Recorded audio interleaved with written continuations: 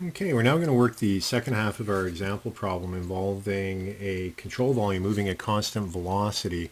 And so if you recall, we were looking at a case where we had a water jet impinging upon a cart with a blade on it, and the blade was rotating or turning the angle of the jet of water impinging on it. We came up with a control volume that was moving. And what we did in the last segment at the end, we ended with the continuity equation. We expressed it in this format here and kind of left area 1, area 2 undefined because we weren't sure how the area of the fluid crossing the control surface was changing. This being A1 here and this being A2 there. So what we're going to do now is we're going to use our second equation for control volume analysis, and that is the linear momentum equation. However, here we have linear momentum with a control volume moving at constant velocity. So that's what we're going to do in this segment. We'll begin with the x momentum equation.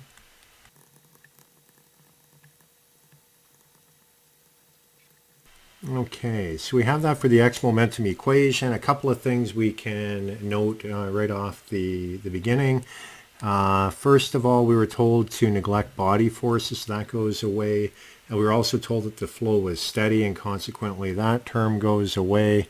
Do we have a surface force? Yeah, sure we do. That's the force that is causing the control volume to move at constant velocity. So we do have a surface force in the x. So let's go on and continue working with that.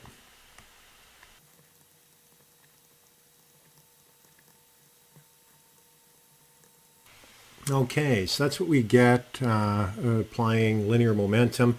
Remember, I've used the convention of the signs depending upon the way that the flow is going across the control surface.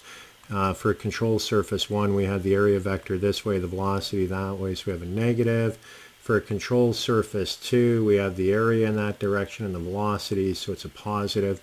So that is dealing with essentially the mass flux term coming across. And I've also put in here the u component of velocity because that will be the x component of velocity at both the inlet control surface 1 and the exit control surface 2. So what we need to do now, we need to figure out what those velocities are for the fluid coming into and out of our control surface. So for that, what we'll do is we will write out the magnitude of the velocity.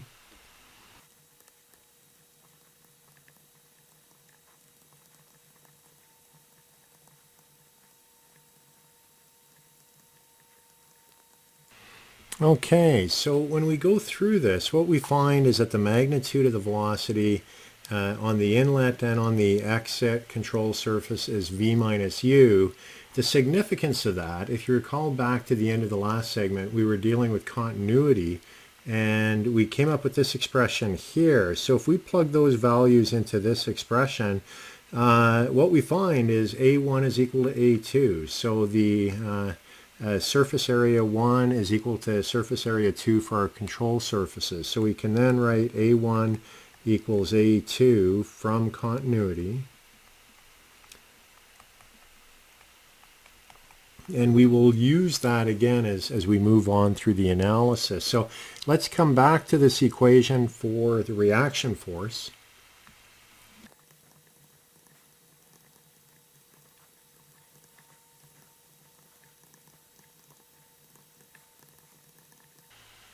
And here what I'm going to do, I'm going to make the substitution of A1 for A2.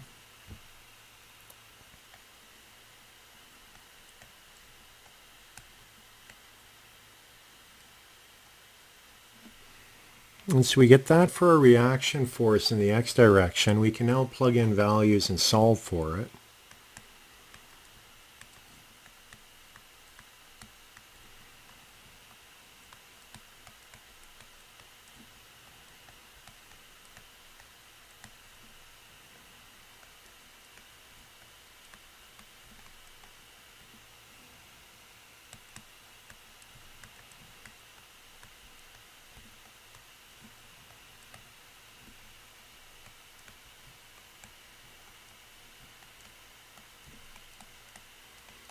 So the reaction force in the x direction comes out 600 newtons to the left. Now let's look at the y components of the linear momentum equation in order to solve for Ry.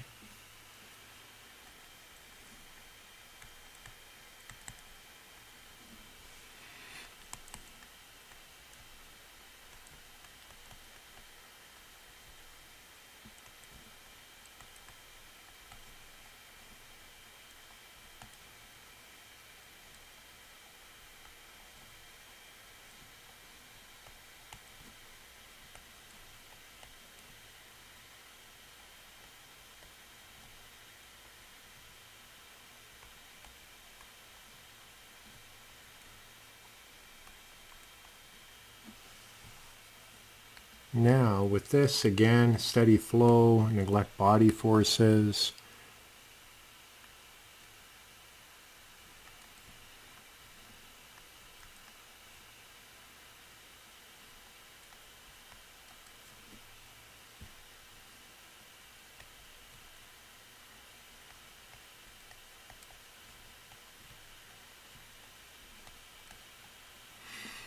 So notice that we do not have a component on surface control surface 1, and that is because their control surface 1 is in this direction, and consequently there is no component in the y direction, and that's why we don't have to worry about it.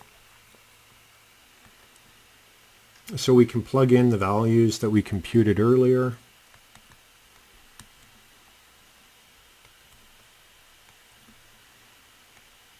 Again, the mass flux term is going to be positive.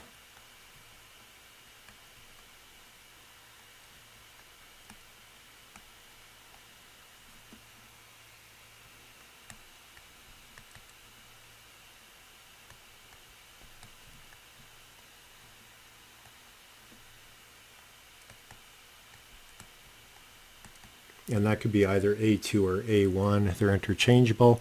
So what we can do now, we can plug in the values.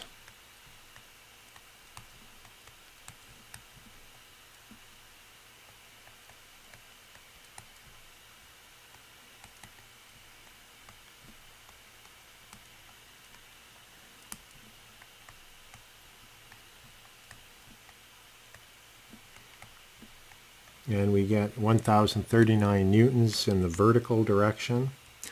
So with that, what we can do, we can conclude that in order to maintain a constant velocity on the bucket or the blade that's on wheels, you need to exert a force of the following.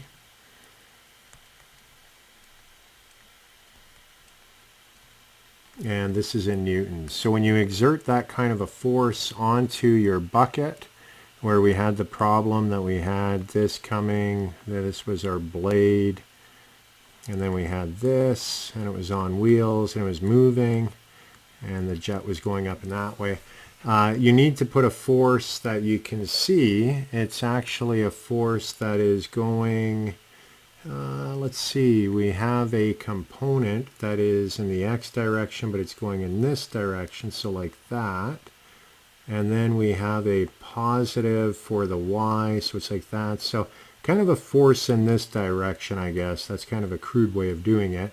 But if you do that, that would give us the positive y and the negative x, and so that would be Rx and Ry. If you put a force like that on your bucket, it would then move at a constant velocity, given the conditions that we have for this particular problem. So that gives you an example of how to apply control volume analysis to a moving blade, and it's moving at constant velocity. What we're going to do in the remainder of this lecture is we're going to take a look at a case of where the control volume is accelerating, but it's accelerating just through pure translation. But it's a little more complex than what we've looked at here, but that will be in the next couple of segments. We'll be looking at an accelerating control volume.